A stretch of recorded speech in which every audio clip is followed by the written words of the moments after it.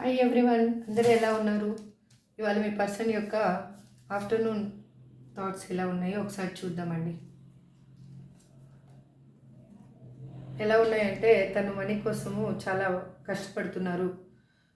మనీని అర్న్ చేయడంలో నిమగ్నమై ఉన్నారు. ఒంటరిగా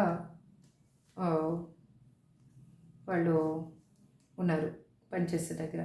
వీల్ ఆఫ్ ఫార్చ్యూన్ మీకు మీ లైఫ్లో ఒక కర్మ ఎండ్ అయ్యి గుడ్ కర్మ అనేది స్టార్ట్ అవబోతుంది.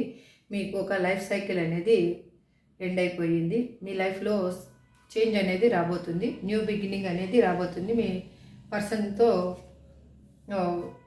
రీయూనియన్ కాబోతుంది. Knight of fans me person ఒక ఎనర్జెటిక్ పర్సన్ లాగా తయారయ్యారు. ఇప్పుడు మీ లైఫ్లో ఒక అడ్వెంచర్ అనేది రాబోతుంది. వాళ్ళు చాలా ఫాస్ట్గా యాక్షన్ తీసుకొని మీ లైఫ్లోకి రావాలి అని అనుకుంటున్నారు. వాళ్ళు ఎలా అంటే ఇప్పుడు ప్రజెంట్గా హార్ట్ బ్రేక్ సిచ్యువేషన్లో ఉన్నారు. వాళ్ళు చాలా బాధపడుతున్నారు. థర్డ్ పార్టీ సిచ్యువేషన్లో వాళ్ళు మిమ్మల్ని బాధ పెట్టి వెళ్ళినందుకు వాళ్ళు రిగ్రెట్గా ఫీల్ అవుతున్నారు.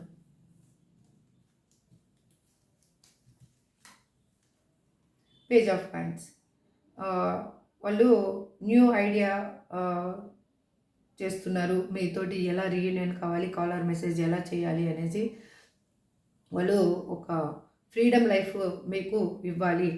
మీకు మీ లైఫ్లో మిమ్మల్ని హ్యాపీగా చూసుకోవాలి, మీతో రీయూనియన్ కావాలి అని అనుకుంటున్నారు. మిమ్మల్ని మోసం చేసి వెళ్ళిపోయిన పర్సన్ వాళ్ళు ఇప్పుడు మళ్ళీ బ్యాక్ స్టెప్ వేసి మీ లైఫ్లోకి రావాలి అని అనుకుంటున్నారు. తను అప్పుడు ఎలా ఉన్నారంటే ఒక మోసపూరితమైన పర్సన్ అన్నమాట. మీరు ఎలా కనిపిస్తున్నారంటే ద ఎంప్రెస్ లాగా కనిపిస్తున్నారు.